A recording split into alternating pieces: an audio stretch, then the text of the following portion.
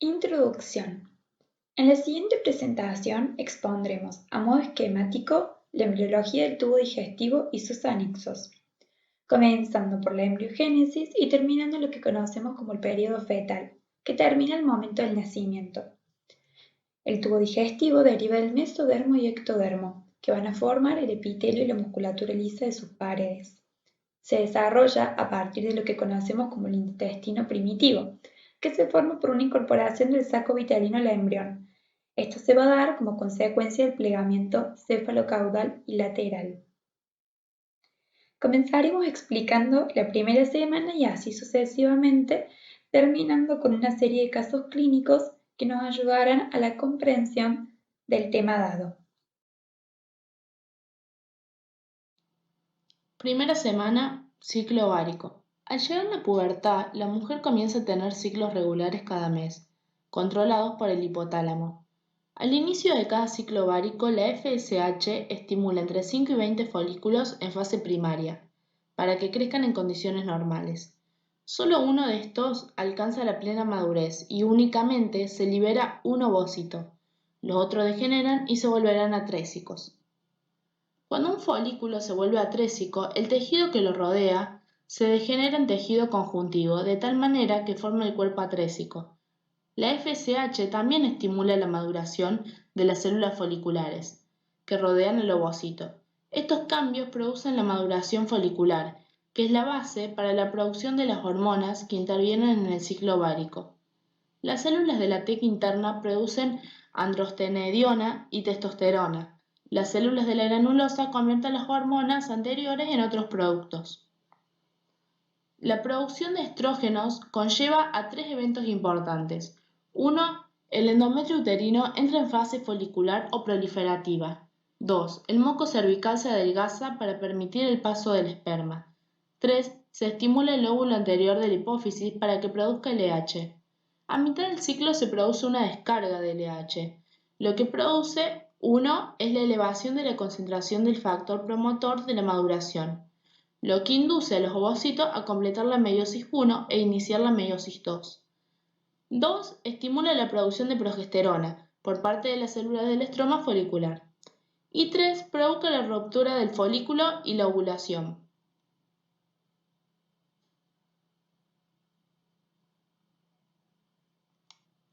Ovulación. Bajo la influencia de la LH y la FSH, el folículo secundario crece con rapidez hasta alcanzar un diámetro de 25 milímetros.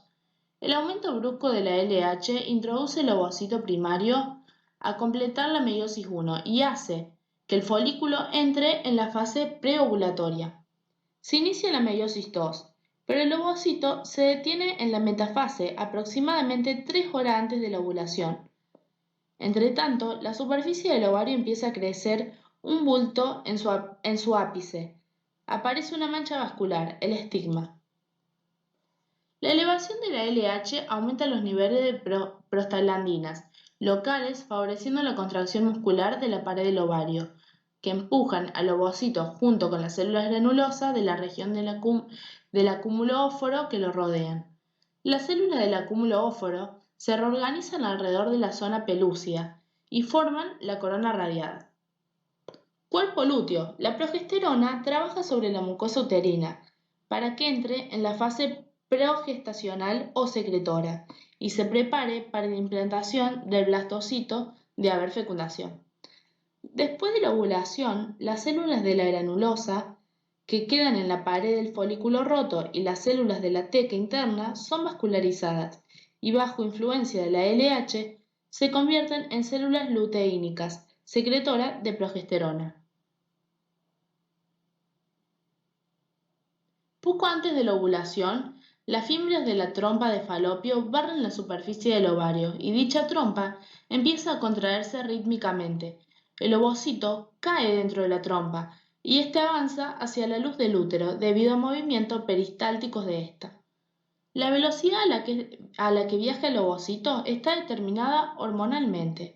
Este viaje dura de 3 a 4 días. Cuerpos albicans. Si la fecundación no ocurre, el cuerpo lúteo alcanza su máximo desarrollo 9 días después de la ovulación.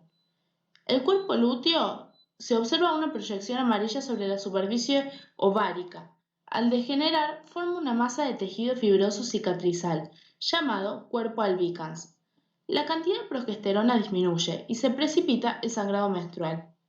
De ocurrir fecundación, el cinstiotrofoblasto del embrión produce VHCG, que mantiene el ahora cuerpo lúteo del embarazo. Fecundación. Es el fenómeno biológico mediante el cual se une el espermatozoide y el óvulo para formar una nueva célula, el huevo o cigoto, con el que se inicia el desarrollo embrionario. Por su parte, el espermatozoide depositado en la vagina avanza en sentido contrario, atravesando el cuello uterino, útero, arribando a las trompas, donde ambos se encuentran a la altura del tercio distal de la misma. Con el eyaculado se deposita en la vagina 8 millones de espermatozoides. Muchos quedan en el camino atrapados por barreras físicas. Con el cuello uterino y la unión útero-tuárica o destruido por la acidez vaginal, alcanzando el óvulo, muy pocos. Los ovocitos conservan su capacidad para ser fecundados hasta 24 horas después de la ovulación y el espermatozoide entre 24 y 72 horas. Al abandonar los testículos, los espermatozoides no están preparados para fertilizar el ovocito 2 y deben experimentar dos procesos. Uno, en el epididimo, la maduración, y dos, en el tracto genital femenino, la capacitación y la reacción acrosómica. La capacitación supone cambios morfológicos, fisiológicos y bioquímicos, debido a la influencia de algunos productos segregados por el epitelio epididimario. Se desarrollan microvesículas y microtúbulos entre las membranas plasmáticas y el acrosoma. Adquieren una motilidad característica. Además, glucoproteínas de origen epididimario se integran a la membrana plasmática de espermatozoides, formando una cubierta superficial. Fecundación-capacitación. Mediante este proceso se produce la eliminación o la remoción de las glicoproteínas que integran la membrana plasmática del espermatozoide. Solamente los capacitados pueden atravesar las células de la corona radiada. Fecundación-reacción acrosómica. Se inicia con múltiples uniones entre la membrana externa del acrosoma con la membrana plasmática, formando poros y luego la desaparición de ambas membranas. Se produce después de la unión de la zona pelúcida introducida por proteínas de la zona, culminando con la liberación de enzimas necesarias para penetrar la zona pelúcida. Incluye a la hialuronidasa y a la acrocinasa, almacenadas en el interior del acrosoma. Fases de la fecundación. Van a ser 3. Penetración de la corona radiada. Penetración de la zona pelúcida y fusión de las membranas celulares del ovocito y del espermatozoide. Fase 1. La penetración de la corona radiada se produce por la acción de las enzimas hialuronidasas, que desprenden las células de la corona radiada, produciendo la lisis de la matriz que las mantiene unidas, de manera que los espermatozoides alcanzan la superficie externa de la zona pelúcida. Fase 2. La penetración de la zona pelúcida. La capa de glicoproteína facilita y mantiene la unión con el espermatozoide. Esta unión, mediada por el ligando sp3 de la zona pelúcida y receptores ubicados en la membrana plasmática del espermatozoide. Con la liberación de la acrosina, penetra la zona pelúcida y entra en contacto con la membrana plasmática del ovocito. Reacción cortical. La permeabilidad se modifica y se liberan las enzimas de los gránulos corticales ubicados debajo de la membrana plasmática del ovocito. Estas enzimas modifican las propiedades de la zona pelúcida, reacción de zona que impide la penetración de más espermatozoides e inactiva los sitios receptores específicos para los espermatozoides sobre la superficie de la zona pelúcida.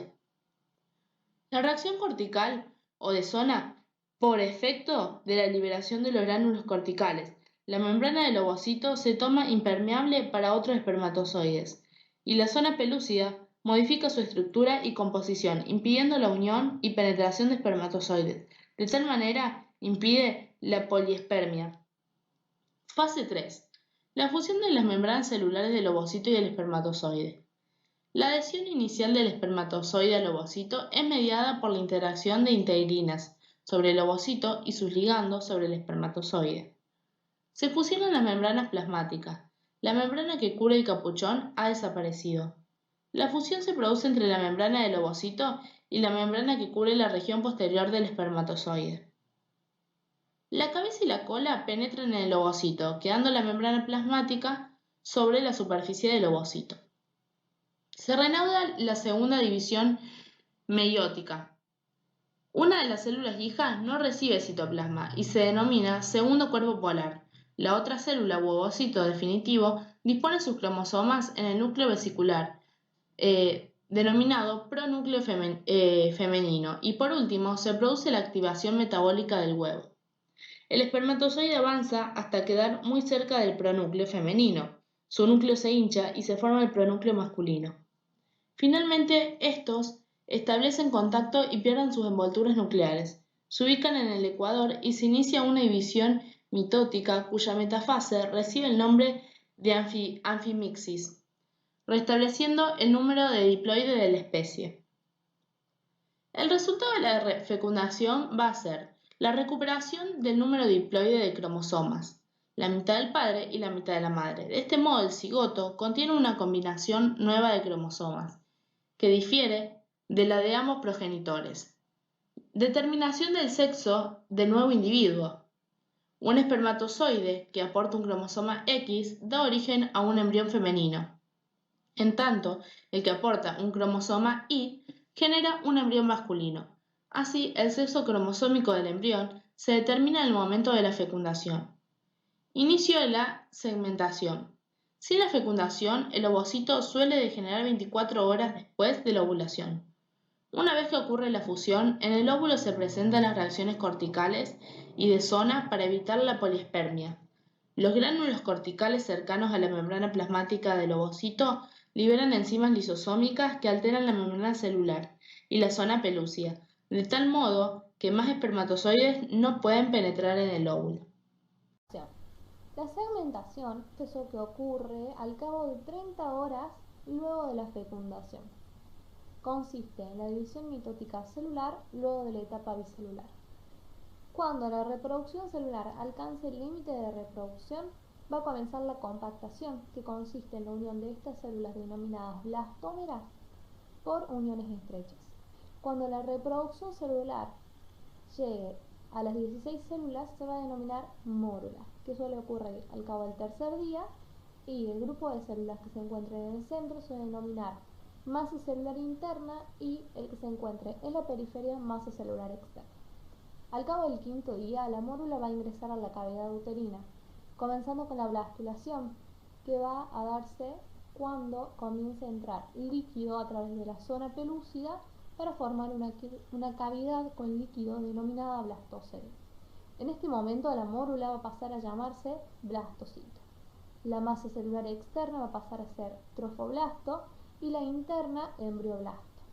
Al sexto día se va a producir la implantación, que va a estar favorecida por la desaparición de la zona pelúcida y se va a dar por la penetración de las células trofoblásticas en las células epiteliales de la mucosa uterina.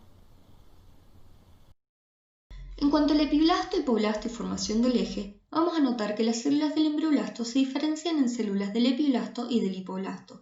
Cerca del momento de la implantación, días 5 a 6, las células del hipoblasto se desplazan para constituir una capa ventral al epiblasto en adyacencia al blastocito. Así se establece en el embrión la polaridad dorsoventral. Algunas células del hipoblasto constituyen el endodermo visceral anterior, EVA, y estas células migran hacia el futuro extremo craneal del embrión.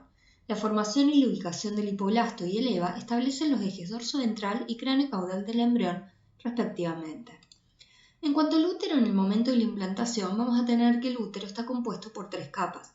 De adentro hacia afuera vamos a tener el endometrio, que es un recubrimiento mucoso, el miometrio, una capa gruesa de músculo liso, y finalmente el perimetrio, una capa peritoneal. Durante el ciclo menstrual, el endometrio uterino va a pasar por 3 fases: una fase folicular o proliferativa, una fase secretoria o progestacional y una fase menstrual. En caso de que haya fecundación, el endometrio va a facilitar la implantación y va a contribuir a la formación de la placenta. En el momento de la implantación, la mucosa del útero se encuentra en la fase secretora durante la cual las glándulas y las arterias uterinas se vuelven tortuosas y el tejido se ingurgita. Si no hay fecundación, en cambio, las vénulas y los espacios sinusoidales se saturan de manera gradual de células hemáticas y se aprecia una diapédesis intensa de estos elementos hacia el tejido. A modo de repaso, vamos a hablar un poco de las generalidades. En la segunda semana, en el día 8, el blastocito se encuentra parcialmente incluido en el endometrio. Por encima del embrioblasto, el trofoblasto se ha diferenciado en dos capas: citotrofoblasto, que es una capa interna, y sisitiotrofoblasto, que es externa. Las células del embrioblasto se diferencian en dos capas, hipoblástica y epiblástica, que juntas constituyen un disco bilaminar. En el epiblasto aparece una cavidad pequeña que crece y se convierte en la cavidad amniótica. En el día 9, el blastocito se encuentra implantado a mayor profundidad en el endometrio. El trofoblasto muestra un avance en su desarrollo en el polo embrionario, en cuyo sitio aparecen vacuolas. Estas vacuolas se fusionan constituyendo lagunas grandes. Esto se conoce como etapa lacunar. En el polo abembrionario, las células aplanadas que quizás surjan del hipoblasto crean una membrana delgada llamada la membrana exocelómica que recubre la superficie interna del citotrofoblasto. Esta membrana, junto con el hipoblasto, genera un recubrimiento de la cavidad exolémica o saco vitelino primitivo. En el día 11 y día 12, el blastocito está del todo incluido en el estroma endometrial. El trofoblasto se caracteriza por espacios lacunares en el sisitio que forman red de intercomunicación en el polo embrionario. Las sisitiotrofoblastos penetran a mayor profundidad en el estroma y erosionan la cubierta endotelial de los capilares maternos. Estos capilares se encuentran congestionados y dilatados, conociéndose como sinusoides. Las lagunas sincitiales se continúan con las sinusoides y la sangre materna ingresa al sistema lacunar. Nuevas células aparecen en la superficie interna del citotrofoblasto y la superficie externa de la cavidad exolémica. Estas células van a formar lo que se conoce como mesodermo extraembrionario. Se desarrollan grandes cavidades en el mesodermo extraembrionario que confluyen y crean la cavidad coriónica. El mesodermo somático extraembrionario es el que cubre el citotrofoblasto y el amnios, y el mesodermo esplácnico extraembrionario es el que cubre el saco vitelino. En el día 11, el trofoblasto se caracteriza por estructuras vellosas. Las células del citotrofoblasto penetran en el sitiotrofoblasto para organizar columnas con su cubierta sincitial, conocidas como vellosidades primarias. El hipoblasto produce células que migran siguiendo el interior de la membrana exolémica. Estas células proliferan y dan origen a una nueva cavidad conocida como saco vitelino secundario o saco vitelino definitivo. Al mesodermo extraembrionario, que recubre el interior del citotrofoblasto, se lo conoce como placa coriónica. Una vez finalizada lo que es la segunda semana, el embrión ingresa en lo que es la tercera semana, en donde vamos a tener diferentes procesos, pero el más importante es la gastrulación, que es el proceso por el cual se establecen 3 capas germinativas, es decir, se constituye un disco trilaminar. Las capas son ectodermo, mesodermo y endodermo. Este proceso comienza con la formación de lo que es la línea primitiva en la superficie del epiblasto, la cual al inicio está un poco marcada, pero en los días 15 y 16 es un surco en donde posee regiones abultadas a cada lado. En su extremo cefálico de la línea, el nodo primitivo es una elevación que rodea la fosita primitiva. Las células del epiblasto van a migrar hacia la línea y se van a desprender por debajo de esta capa, de este epiblasto, en un proceso denominado imaginación. Por ende, tras este proceso, algunas células se van a desplazar hacia el hipoblasto, constituyendo el endodermo embrionario. Las células que se van a situar entre lo que es el epiblasto y el endodermo constituyen el mesodermo y las células que permanecen en el epiblasto van a constituir el ectodermo. Estas células, además de desplazarse entre las capas epiblásticas e hipoblásticas, se extienden en sentido lateral y craneal, migrando mucho más allá de lo que es el borde del disco y estableciendo contacto con el mesodermo extraembrionario que cubre lo que es el saco vitelino y el amnios. En la imagen podemos observar las 3 capas, ectodermo, mesodermo y endodermo, la invaginación, la migración de las células y el contacto con el mesodermo extraembrionario.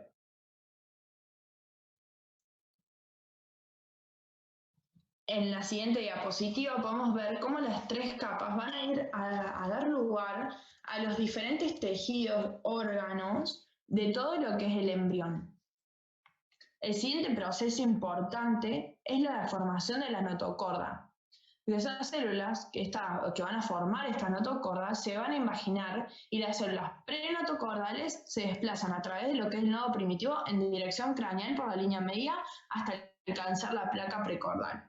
Estas células prenotocordales se van a intercalar en lo que es el hipoblástico y por ende, por un periodo muy breve, la línea media del embrión va a estar constituida por 2 capas celulares que van a formar esta placa notocordal.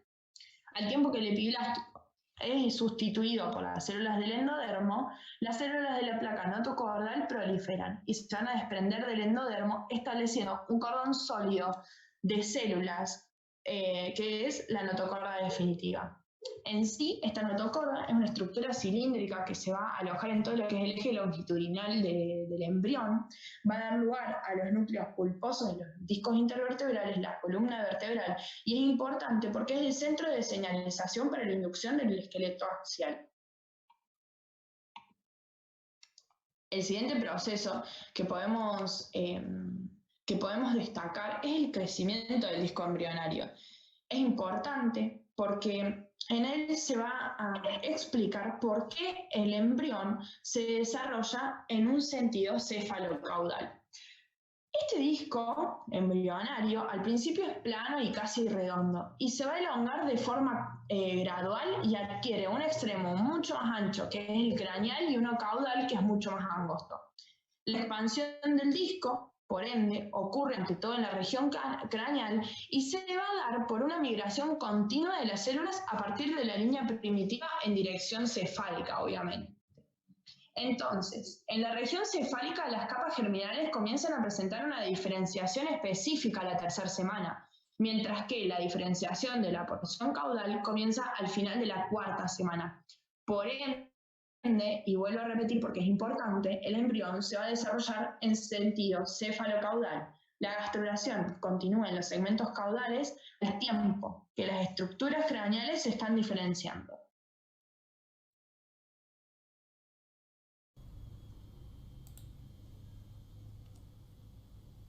Bueno, como vimos anteriormente, a partir del fenómeno de la gastrulación, que sucede entre la 2ª y 4ª semana del desarrollo, vamos a tener como resultado estas 3 capas, este disco trilaminar, que está compuesto por lo que es el ectodermo superficialmente, el mesodermo y el endodermo en el interior del embrión.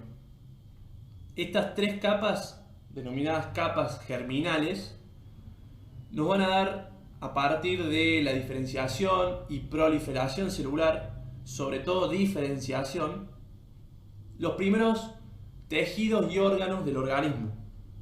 Es decir, al final de la 8ª semana, cuando ya comenzamos a clasificar este organismo como un feto, vamos a poder observar los primeros esbozos de órganos y sistemas que va a tener el organismo. Por lo cual a este periodo entre la 3ª y la 8ª semana lo denominamos periodo de organogénesis o periodo de histogénesis. Entonces, de acuerdo a cada lámina, a cada capa de este disco trilaminar, que va a sufrir distintos fenómenos, vamos a observar cuáles son los derivados, cuáles son esos tejidos, órganos, esos sistemas resultantes de estos fenómenos, esta diferenciación celular que van a sufrir estas láminas.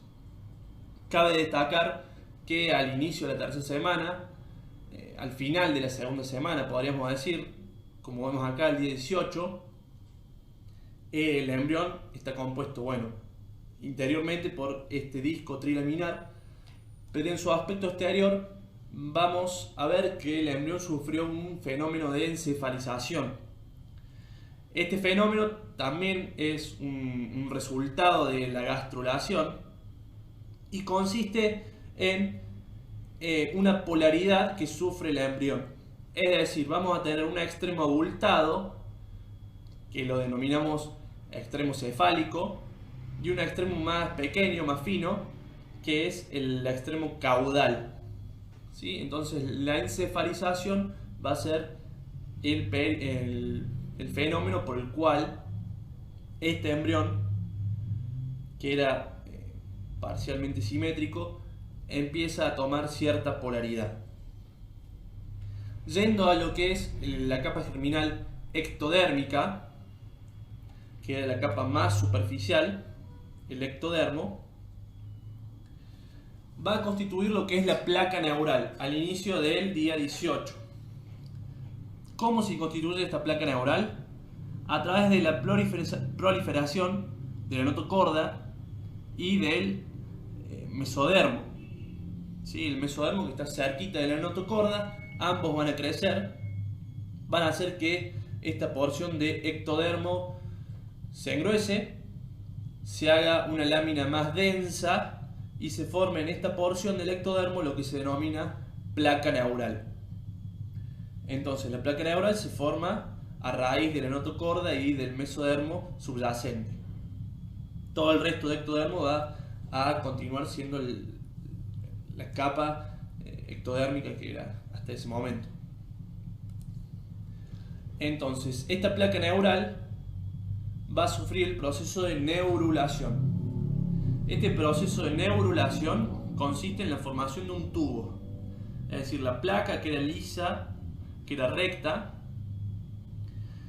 va a empezar en sus extremos a elevarse. Se van a elevar sus extremos y va a formar unos pliegues con el resto del ectodermo, en los cuales esos pliegues se van a ir acercando entre sí hasta formar un tubo. Por eso decimos que la placa neural forma el tubo neural. Ese es el proceso de neurulación. En los extremos de la placa vamos a encontrar lo que es la cresta neural con sus respectivas células propias, denominadas células de la cresta neural. En el centro un surco, el surco neural, y que esta placa al día 22 ya va a estar conformando el tubo neural. Es decir, se va a ir de cierta forma elevando los extremos hasta cerrarse y formar un verdadero tubo, que es el tubo neural. Estas células de la cresta neural, como vemos aquí en esta imagen, van a estar por encima del tubo neural.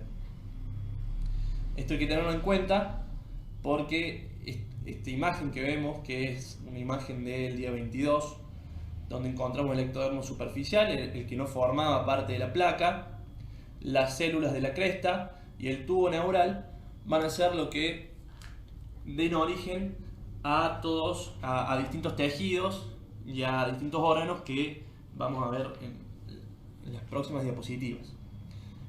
Exteriormente también se puede observar este fenómeno de neurulación, en el cual se pliega esta placa neural, se empieza a plegar. Esta es una imagen del día 18, luego del alargamiento, ¿sí? En el día 17 aproximadamente se empieza a alargar el embrión, y en el día 18 comienza el surgimiento de los somitas y del plegamiento de la placa neural. Estos somitas son cúmulos de células provenientes del mesodermo, ya lo vamos a ver posteriormente. Aquí vemos como el día 22 está cerrado parcialmente este tubo, debido a que tiene dos aberturas, una en su extremo cefálico y una en su extremo caudal.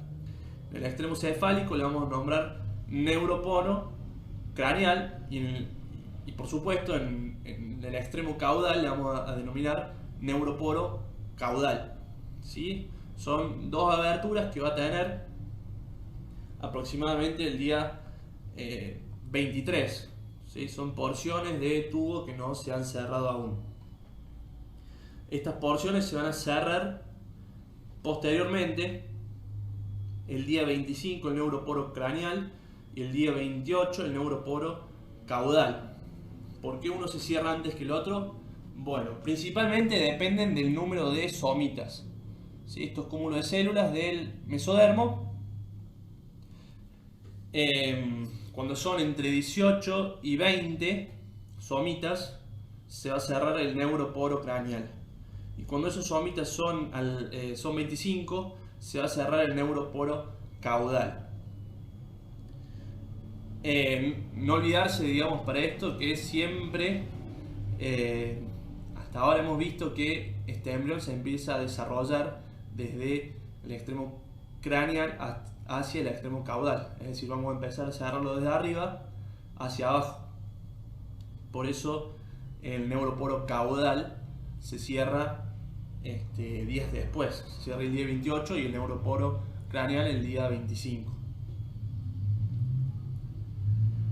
Entonces, a partir de estas estructuras que tenemos, que son el ectodermo superficial, el que no formaba parte de la placa neural, el neuroectodermo, compuesto por la cresta, y el tubo neural, las células de la cresta, van a formar, digamos, todo lo que es el ectodermo, y sus derivados principalmente van a ser lo que es el sistema nervioso central, lo que es el sistema nervioso periférico, algunos epitelios tales como el epitelio del oído, de la nariz, de los ojos, de la cavidad bucal, de la cavidad anal, algunas glándulas como la hipófisis, por ejemplo, o la glándula suprarrenal. ¿Sí? Así que bueno, todas estas estructuras se van a desarrollar a raíz de estas 3 porciones de ectodermo. Yendo a lo que es la capa germinal mesodérmica, bueno, para empezar a ver lo que son los derivados de la capa germinal mesodérmica, tenemos que tener en cuenta cómo llega a la tercera semana esta capa.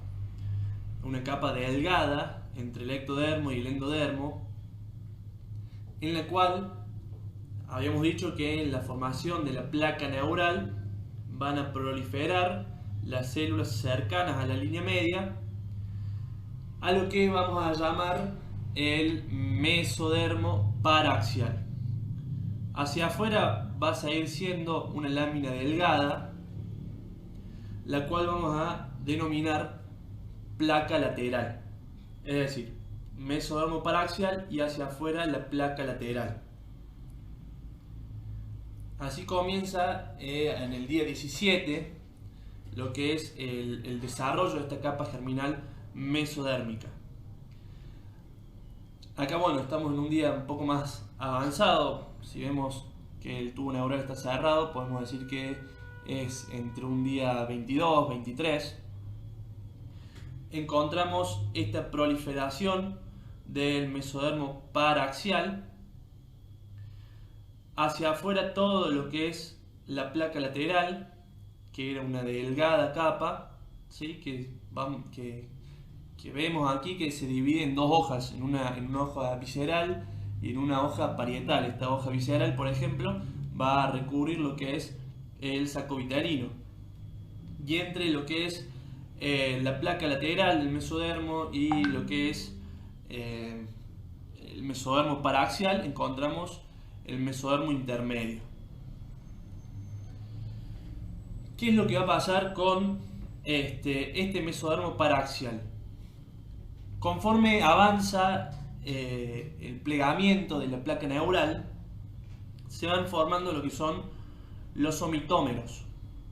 Los somitómeros vendría a ser la expresión de la organización en segmentos que va a tener este mesodermo alrededor del tubo neural.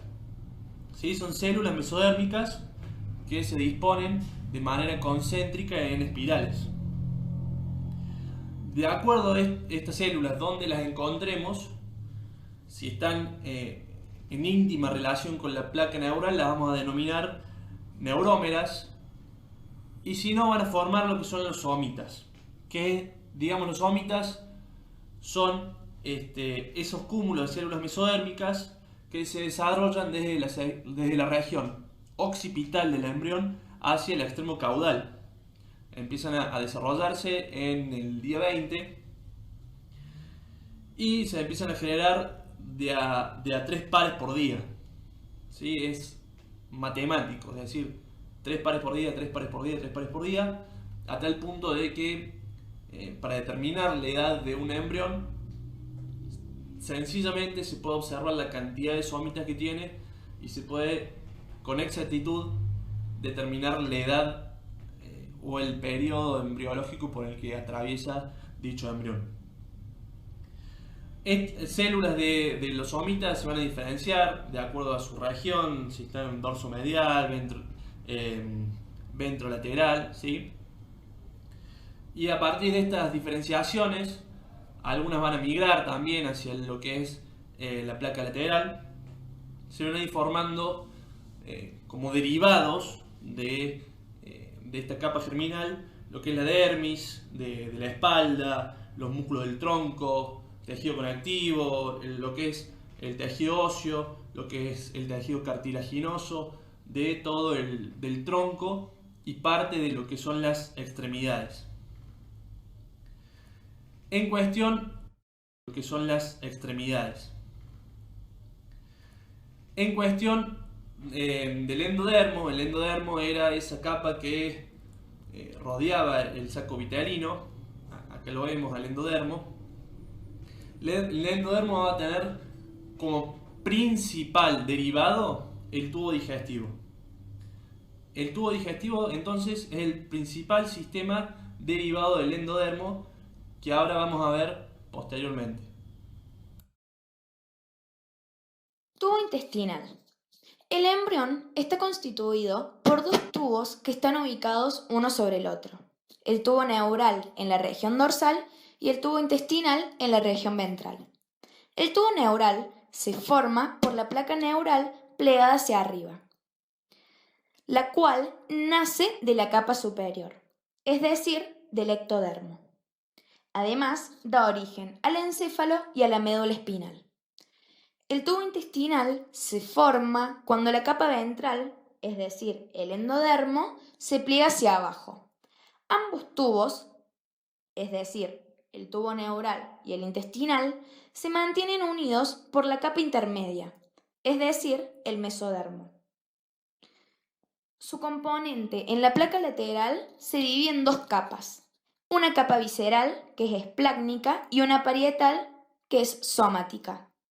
El espacio que existe entre ambas capas se lo conoce o se denomina como cavidad corporal primitiva, o también celoma intraembrionario. Formación de la cavidad corporal. Al final de la tercera semana, el mesodermo intermedio se diferencia en mesodermo paraxial, intermedio y de la placa lateral.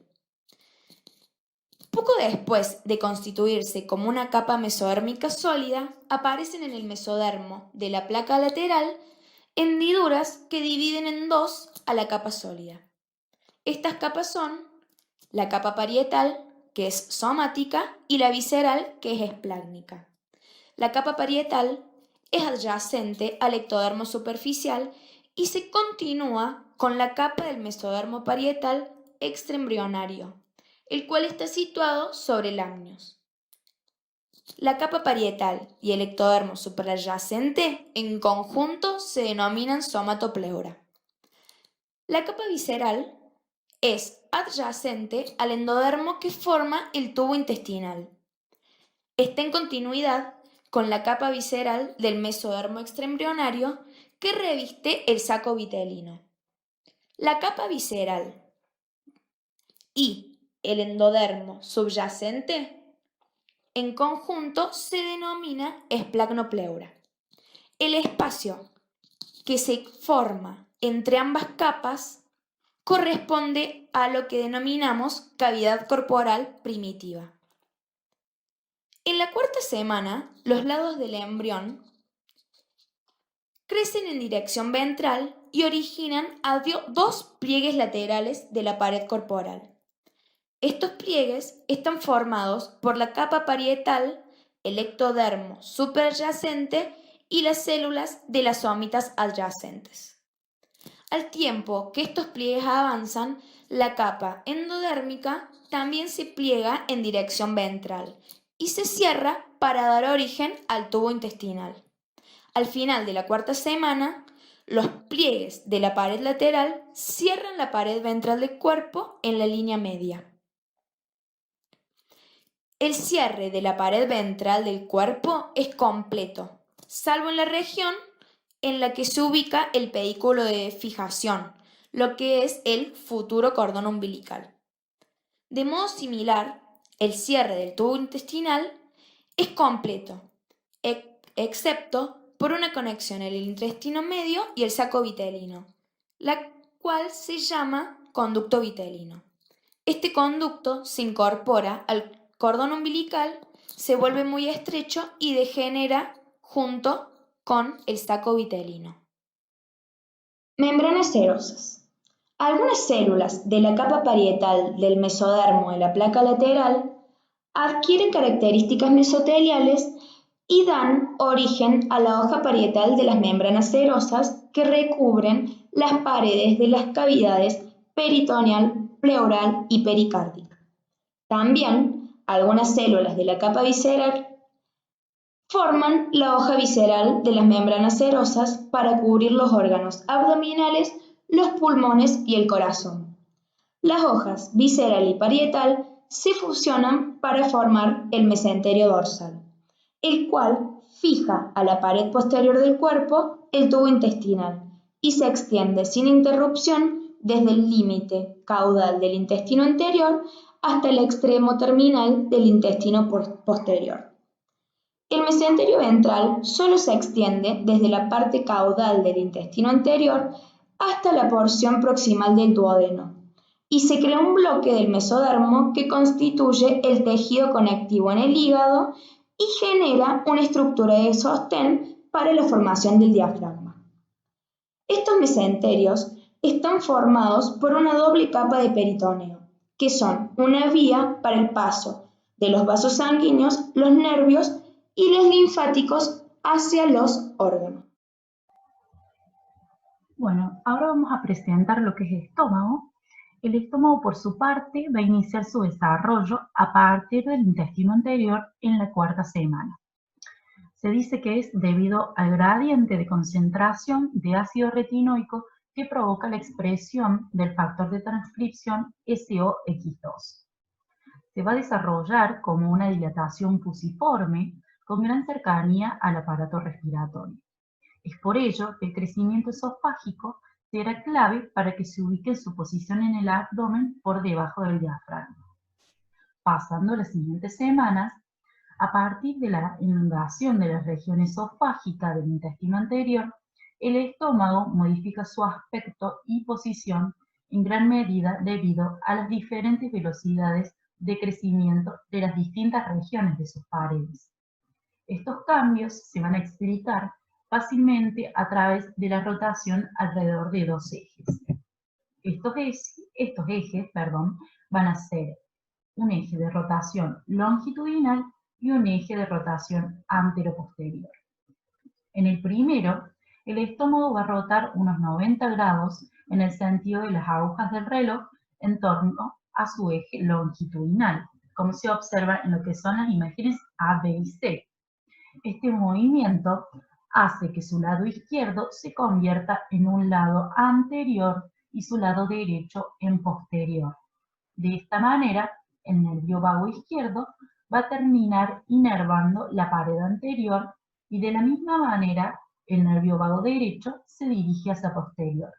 Durante esta rotación es importante recalcar que la pared abdominal posterior crece con mayor rapidez que la anterior, promoviendo así las curvaturas mayor y menor del estómago, como se observa en la imagen C.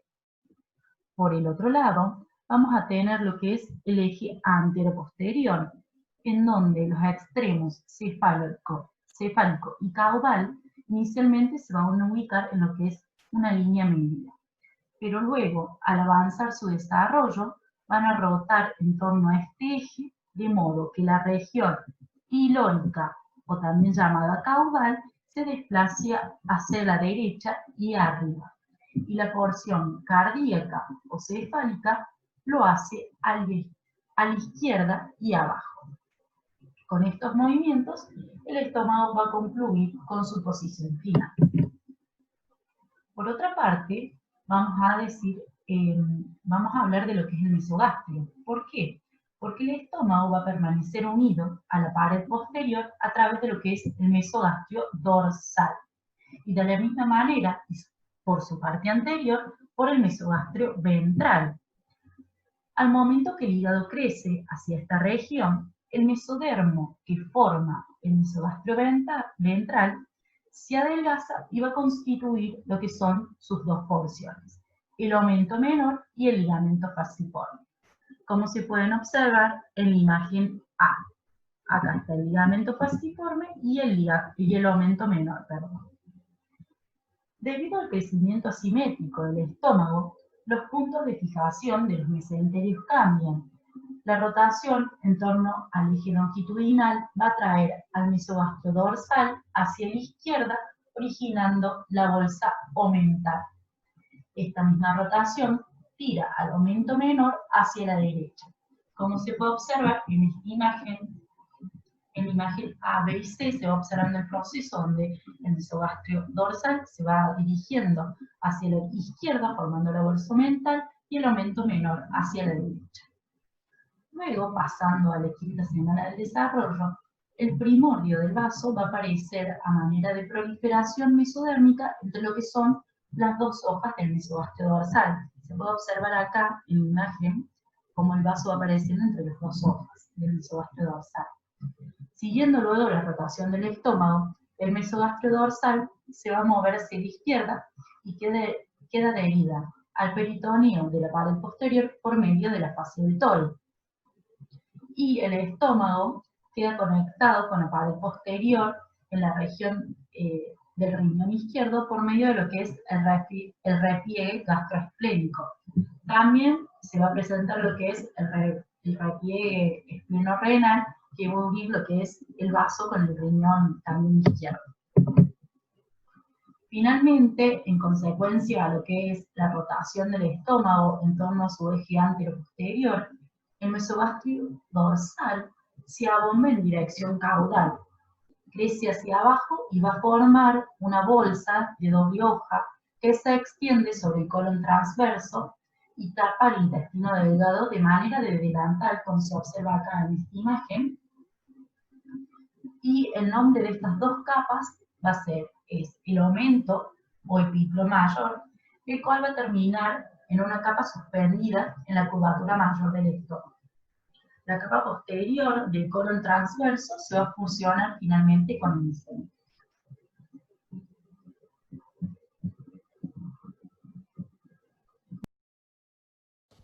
Bueno, para hablar sobre el desarrollo del duodeno, vamos a partir de que el duodeno está constituido por lo que sería el segmento terminal del intestino anterior y el segmento proximal del intestino medio.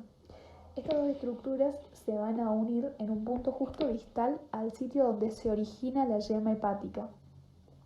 Luego, como podemos ver en la primera imagen, al tiempo de que el estómago rota, el duodeno también adquiere una configuración de asa en forma de C y rota hacia la derecha. Esta rotación, junto con el crecimiento rápido de la cabeza del páncreas, desplazan al duodeno desde su posición inicial de la línea media hacia lo que sería el lado derecho de la cavidad abdominal. Ahora ya, como podemos ver en la segunda foto, la mayor parte del duodeno, incluidos con el páncreas, quedan adosados a la pared posterior y adquieren una posición retroperitoneal, a excepción de una pequeña parte, una pequeña región distal del duodeno llamado bulbo duodenal, que conserva una extensión del mesenterio y permanece separada de la pared posterior del abdomen.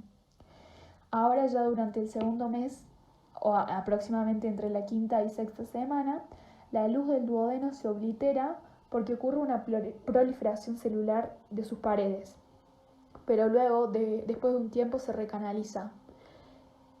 Para terminar, lo que sería la irrigación del duodeno, como recordamos al principio que el duodeno estaba formado a partir del intestino anterior y el intestino medio, las arterias que van a irrigar, o sea, la irrigación del duodeno va a ser a partir de arterias que irrigan estas estructuras. Entonces decimos que el duodeno va a estar irrigado por ramas de la arteria celíaca y ramas de la arteria mesentérica superior.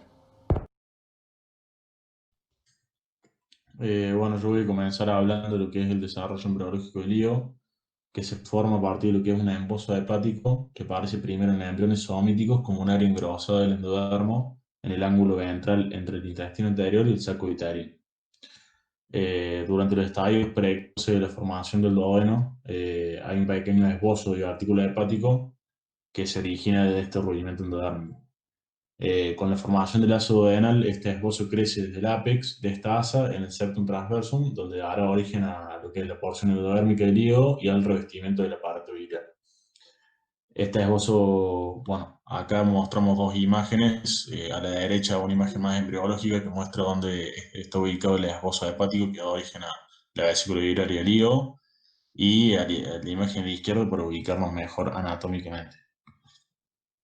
Bueno, este esbozo hepático crece y muestra una división en una porción craneal más grande y una porción caudal más pequeña. La primera parte o parte hepática o porción craneal se divide en dos masas, una masa derecha y otra izquierda, que se extienden en el mesénquima del septum transversum y rápidamente se disponen en columnas celulares entrelazadas que van a formar lo que son las trabéculas hepáticas. Estas células endodérmicas del septum forman la cápsula y el tejido fibroso del órgano.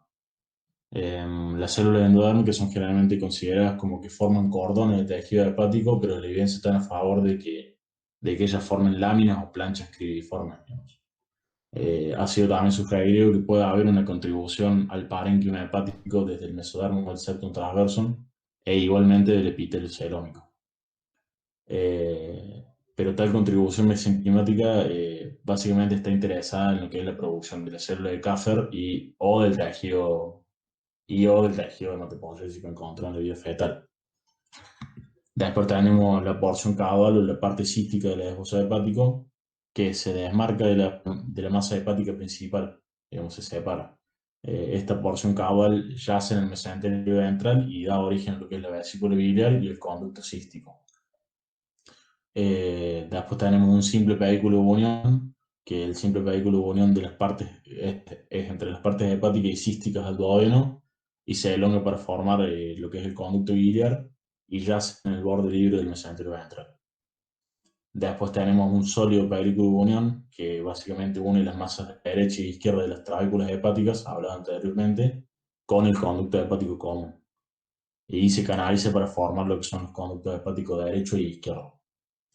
En el curso del desarrollo subsiguiente hay una canalización de las divisiones intrahepáticas menores de las trabéculas hepáticas que van a ser las que van a formar los capilares biliares. Después tenemos lo que es la formación de los lóbulos derecho e izquierdo del hígado, que se originan de las masas embrionarias correspondientes y inicialmente en el desarrollo embrionario son de igual tamaño. Luego hay una rápida multiplicación de las células hepáticas debido a su rica irrigación sanguínea, y lo que causa que el órgano aumente de tamaño, ocupando la mayoría del espacio de la parte superior de la cavidad abdominal en desarrollo. Al principio de este aumento de tamaño logra que el hígado conforme el 10% del peso corporal durante el desarrollo embrionario, y luego al momento del nacimiento, digamos, el hígado estaría conformando solamente el 5% del peso corporal. Esta disminución de grado de crecimiento afecta el lóbulo izquierdo más que el lóbulo derecho y la simetría inicial se pierde, digamos. Después hay un tema que no lo puse en el PowerPoint porque es más anatómico que embriológico e histológico, pero tiene importancia, que es la lobulación original del hígado, que se basa en la ramificación de los conductos biliares y de las raíces asociadas de la arteria hepática y vena porta. Estos son los lóbulos portales y ellos pueden ocasionalmente ser vistos en el desarrollo posterior. La lobulación definitiva del hígado está basada sobre las disposiciones de los cordones hepáticos o alrededor de las tributarias interlobulares de las venas hepáticas. Debe ser notado también que a pesar del hecho de que el hígado tiene un sistema de conductos y es, en este sentido, es una glándula de secreción externa, estructuralmente está ajustada para funcionar como una glándula de secreción interna. Después, con lo que es respecto a las células hepáticas y endotelio de las venas umbilicales y vitalinas, encontramos que justo con las láminas trabeculares hepáticas aparecen grupos condensados de células hepáticas y el endotelio de las venas umbilicales y vitalinas. Estas proliferaciones dan origen a lo que son los focos de eritroblastos primitivos, con algunos megacardioblastos y mieloblastos. Se debe particularmente a estas acumulaciones de eritroblastos que el desarrollo del hígado aumente tan considerablemente de tamaño y se vuelve de color tan rojo, que son dos características esenciales, digamos, de este órgano, el tamaño y el color. Bueno, los eritrocitos que se originan del eritroblasto pasan a través de las paredes de los sinusoides venosos y entran en la circulación fetal. Por otro lado, mientras tanto, el endotelio del sinusoide parcialmente es transformado en grandes macrófagos que van a originar lo que vendrían a ser las células de Kaffir. La producción del pigmento biliar comienza alrededor del cuarto mes con el pasaje de la bilis hacia el duodeno, que se comprueba con el color característico del contenido intestinal o meconio en los últimos meses de la vida fetal. Además, el glucógeno no es encontrado histoquímicamente en las células hepáticas hasta el tercer mes de gestación. Lo cual hace que esto sea mucho más tardío que en otros tejidos. Luego de que el hígado ha aparecido la parte del septum transverso caudal al diafragma, puede ser dividido en 3 porciones. La primera porción es aquella que se encuentra entre el diafragma y el hígado. En esta, la cavidad peritoneal se extiende en esta porción desde la periferia para formar los espacios subfrénicos. Además, parte del mesénquima rectal persiste como los ligamentos coronarios y triangular. Anteriormente, la presencia de la vena umbilical izquierda produce la persistencia del mesénquima para luego formar el ligamento falciforme, que luego se continúa con los ligamentos coronario y triangular. Bueno, la segunda porción es aquella que forma la cápsula hepática o de Gleason y el tejido conectivo del hígado. Y la tercera porción es la mesogastrio ventral, que se extiende entre el hígado y el estómago y la parte anterior del duodeno. Y en esta porción persiste como el epiplón es gastrohepático y tiene el conducto biliar en su borde libre.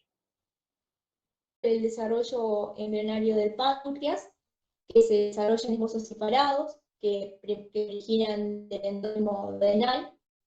El más precoz de ellos es que aparece sobre la pared dorsal del duodeno, que está opuesto, pero ligeramente granular y divertículo hepático. Este esbozo pancreático, el esbozo pancreático dorsal, es el que crece rápidamente, más rápido y se extiende de dorso caudal en mesoduodeno a la izquierda de las venas vitelinas. Después tenemos que el esbozo pancreático ventral se origina un poco después del ángulo del rudimento hepático y la cavidad comunica con la del divertículo hepático, pero al abrirse separadamente en el duodeno.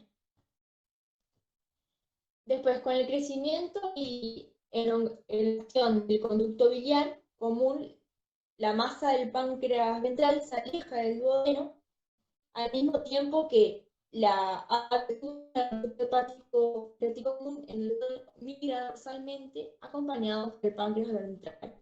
Simultáneamente a todo esto, el duodeno sufre una rotación de aproximadamente 90 grados, tanto que, la superficie ventral original ahora ya está dirigida hacia la derecha.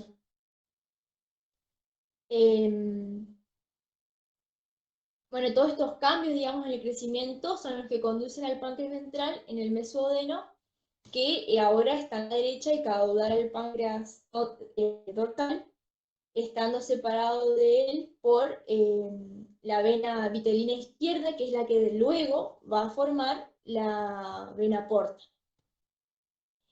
El páncreas está extendido en el mesogastrio dorsal, donde la cola está estrechamente relacionada con el esbozo del vaso. Y bueno, en embriones de aproximadamente 12 milímetros de longitud, los dos esbozos pancreáticos ya comienzan a fusionarse para formar un nuevo órgano. El páncreas ventral es el que está representado por toda la parte baja de la cabeza, y el resto del páncreas, que sería la cola, el cuerpo y la parte superior de la cabeza, es la que se deriva del páncreas dorsal. Después, bueno, todo el sistema de las venas que se originan del sistema ventral están ventral a la cabeza del páncreas, que bueno, que son los que derivan de la contribución pancreático ventral, y dorsal a la cola, cuerpo y parte superior de la cabeza, que es la contribución del pancreático dorsal. Al tiempo de fusionarse, el anterior al pancreático ventral, perdón. Al tiempo de fusionarse las masas glandulares, todos estos conductos también se anastomosan.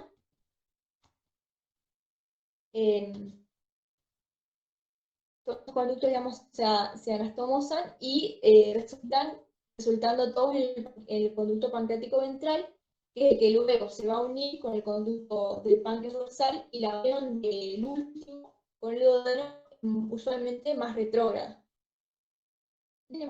El conducto principal pancreático principal, que es el conducto de Wilson, que está formado distalmente por el conducto del páncreas dorsal y proximalmente por el conducto del páncreas ventral. Bueno, usualmente se abre junto con el conducto biliar por el camino de la ampolla de Oster en el duodeno. Después, en la parte proximal del conducto pancreático dorsal original puede persistir con el conducto accesorio, que sería el conducto de Santorini. Este es el que se abre a un nivel un poco más craneal del duodeno. Por el tiempo de la fusión de los dos esbozos pancreáticos aparecen ramificaciones secundarias del crecimiento endodérmico original, que empiezan a aumentar la longitud y se extienden en el mesénquima vecino. Desde los extremos se originan brotes epiteliales que se van a canalizar y van a formar los conductos colectores de los ácidos. En los islotes de Langerhans son los que se desarrollan en la misma forma que los ácidos, pero la diferencia de estos es que en el tercer mes de la vida fetal se separan de los túbulos colectores para formar unos grupos más aislados de células en las que se pueden identificar los gránulos secretorios.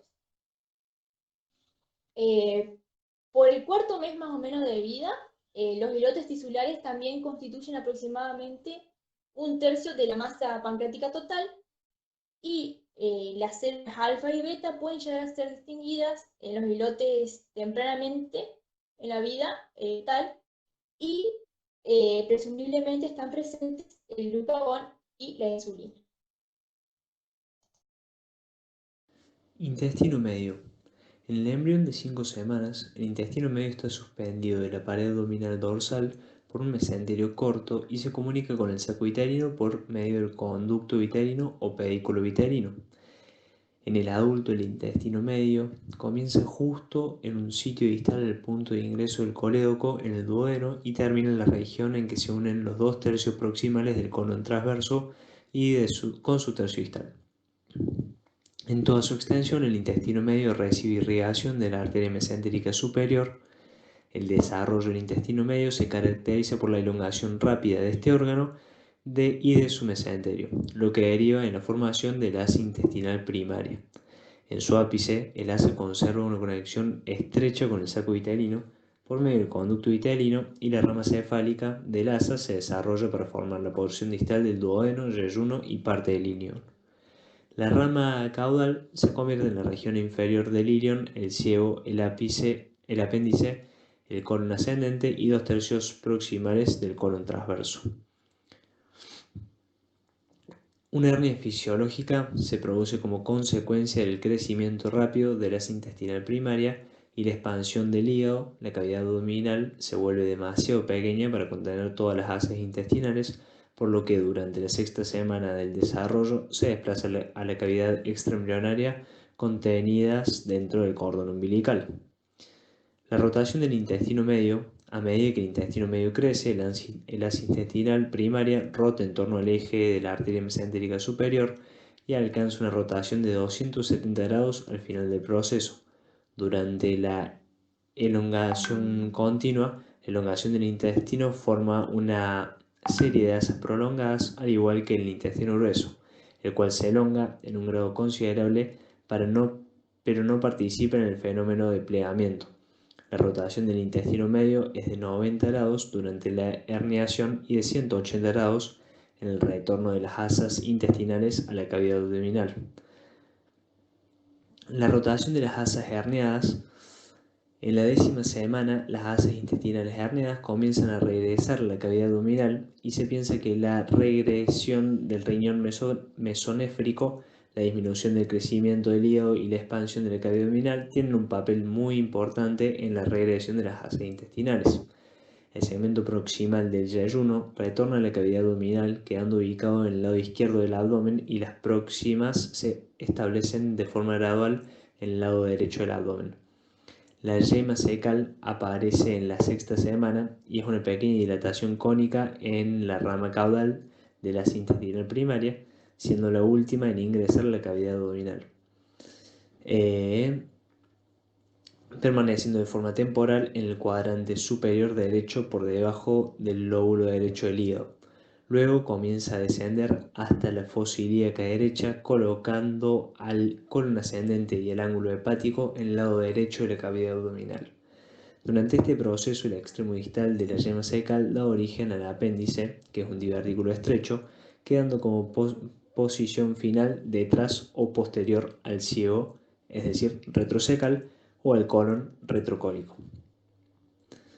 Ahora vamos a ver los mesenterios de las asas intestinales. Las asas intestinales experimentan cambios importantes en la rotación y el plegamiento. Cuando el segmento caudal del asa se desplaza a la derecha, el mesenterio dorsal gira en torno al origen de la arteria mesentérica superior.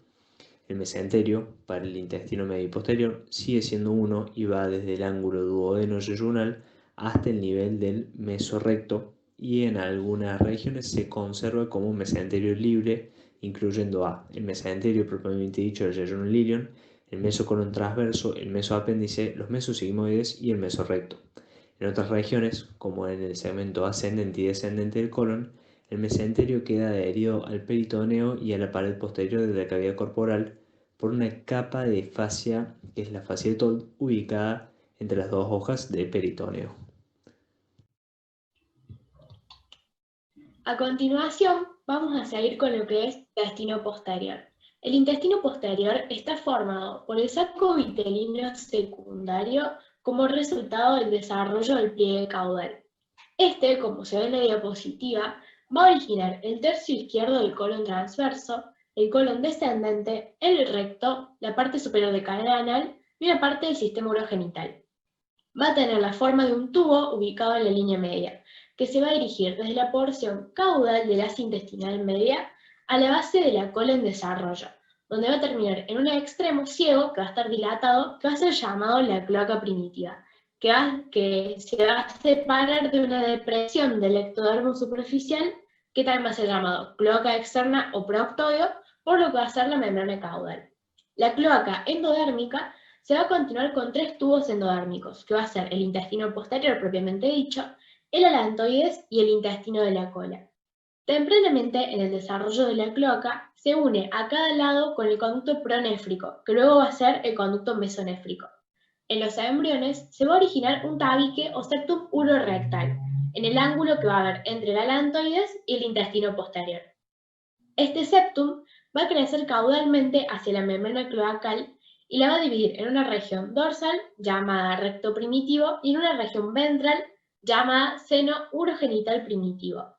La porción de la membrana cloacal que está por detrás de esta zona de fusión se va a denominar membrana anal y el área donde ocurre la fusión va a ser el cuerpo perineal.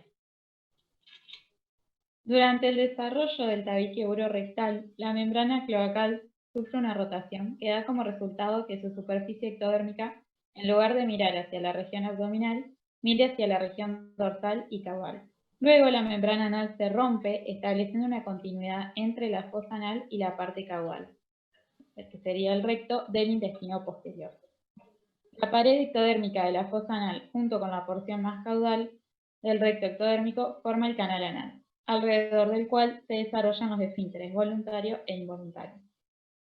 La región de unión del asa intestinal media con la porción craneal del intestino posterior yace al principio de la línea media. Se desplazan a la izquierda a medida que las asas intestinales medias regresan a la cavidad abdominal. La región de unión formará el ángulo cólico izquierdo y el colon descendente.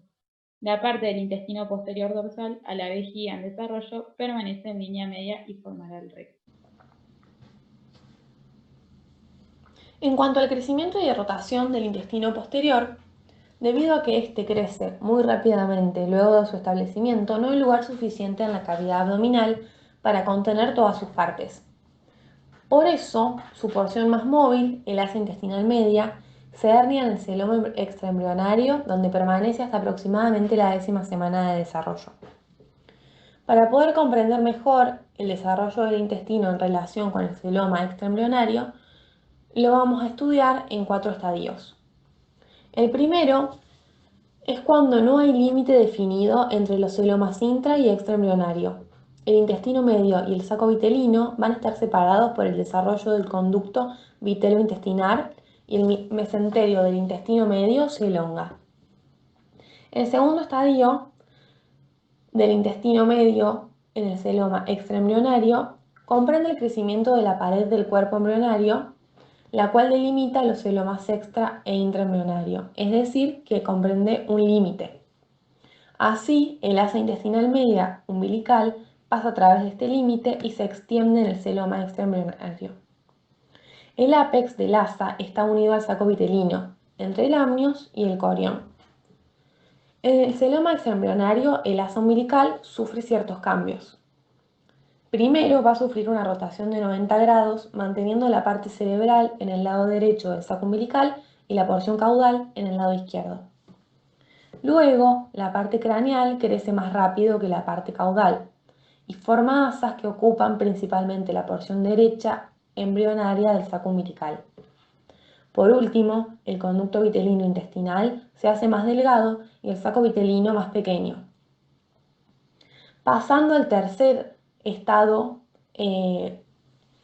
vamos a tener el retorno del intestino a la cavidad abdominal.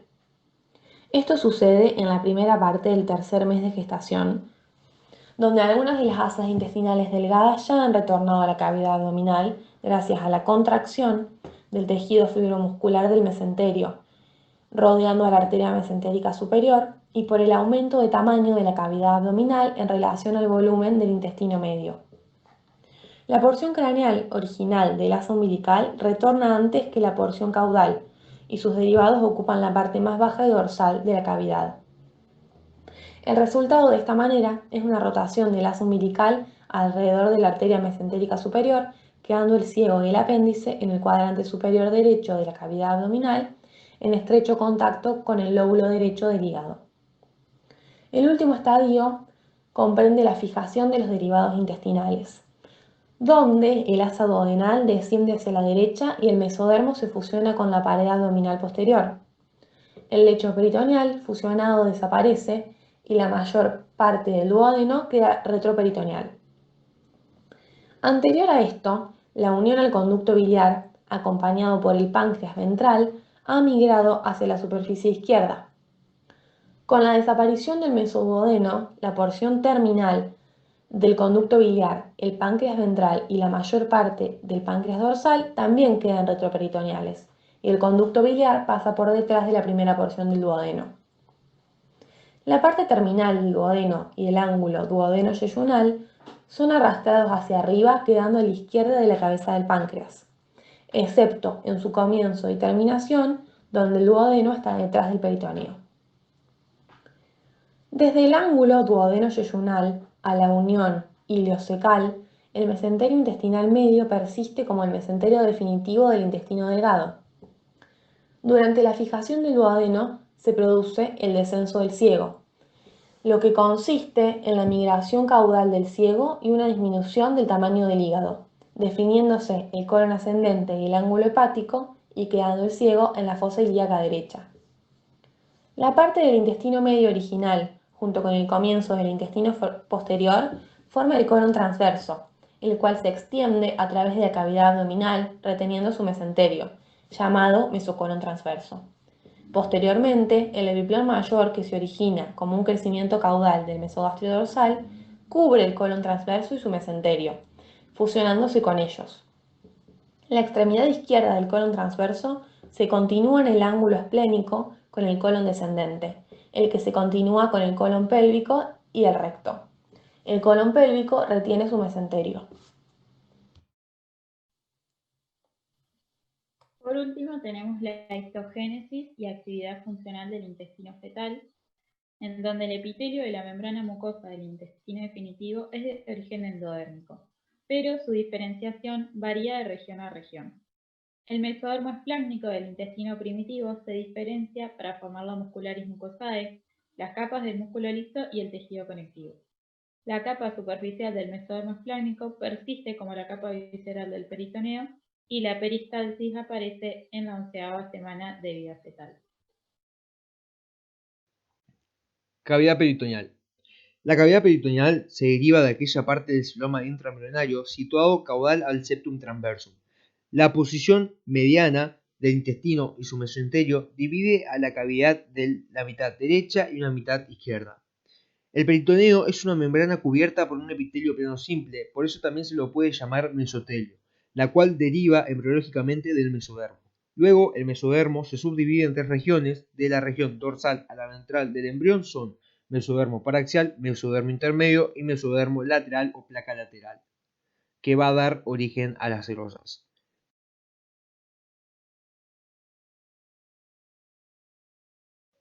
El borde libre del epiplón gastrohepático u aumento menor contiene el pedículo hepático y constituye el techo del hiato de Winslow, hiato que constituye la abertura que comunica la transcavidad de los epiplones o bolsa omental o saco peritoneal menor con el resto de la cavidad peritoneal denominada saco peritoneal mayor.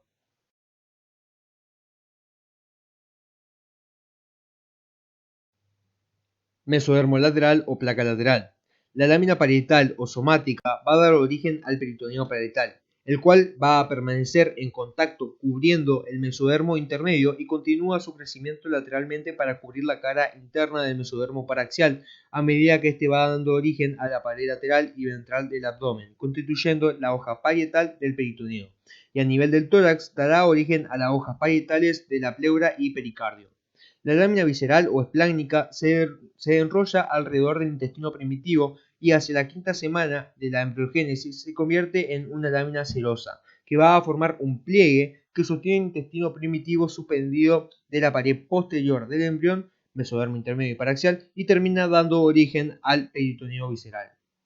El espacio virtual entre la lámina parietal y visceral se denomina cavidad primitiva, la cual va a dar origen a la cavidad peritoneal cuando se subdivida la cavidad pericárdica y pleural. En resumen, debido a este desarrollo embriológico, las capas parietal y visceral del peritoneo se continúan sin interrupción una con la otra, y el pliegue donde las capas parietal se aparta de la pared posterior del cuerpo para dirigirse a cubrir los órganos, convirtiéndose en el peritoneo visceral, se denomina meso.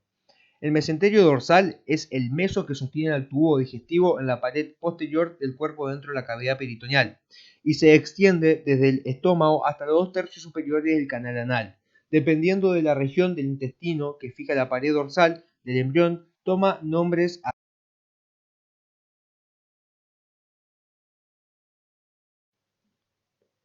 mesogastrio dorsal, a nivel del estómago, el cual en la vida adulta se denomina aumento o epiplón mayor. mesoduodenal, dorsal a nivel del duodeno, mesenterio a nivel del intestino delgado, yeyuno a ilion y mesocolon a nivel del colon. El mesenterio anterior es el meso que sostiene el intestino primitivo a la pared anterior del embrión, y el cual deriva del mesodermo del tabique transverso y se encuentra en la pared caudal del intestino anterior desde el estómago hasta la primera porción del duodeno. En la vida adulta corresponde al aumento mayor gastrohepático y el ligamento falciforme del hígado. Formación de los sacos peritoneales mayor y menor. La rotación hacia la izquierda del eje longitudinal del estómago tira el mesogastrio dorsal hacia la izquierda formando un espacio detrás del estómago que dará origen al saco peritoneal menor o bolsa omental o transcavidad de los epiplones. Esta misma rotación tira el mesogastrio ventral hacia la derecha. Asimismo, hacia la tercera semana aparece el extremo distal del intestino anterior, duodeno, el primordio hepático, el cual invade el tabique transverso, el cual más tarde se convierte en mesogastrio ventral.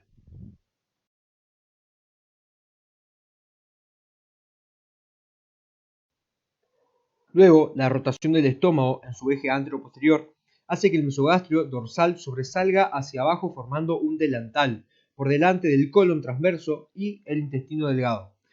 Es en este repliegue que las hojas anterior y posterior del delantal se fusionan y forman una hoja única que cuelga en la curvatura mayor del estómago, que será el omento o epiplón mayor.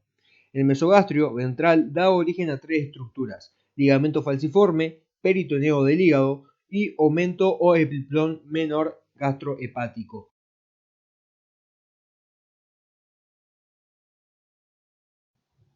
Casos clínicos: artesia esofágica o fístula traqueoesofágica. Una ecografía de un prenatal de 36 semanas de gestación revela polihidramnios, y en el momento del nacimiento el niño presenta un exceso de líquido en la boca y dificultad para respirar. ¿Qué defectos congénitos podría causar estas alteraciones? Puede ser artesia esofágica o fístula traqueoesofágica o ambas. En el 90% de estos casos, la porción proximal del esófago termina en un saco ciego y existe una fístula que comunica la porción distal con la tráquea. Se produce polihidramnios, o sea, un exceso de líquido amniótico, porque el niño no puede tragar el mismo. Durante el parto, la aspiración de líquidos puede ocasionar neumonía. El defecto es causado por un tabicamiento anormal en el divertículo respiratorio del intestino anterior por el tabique traqueoesofágico.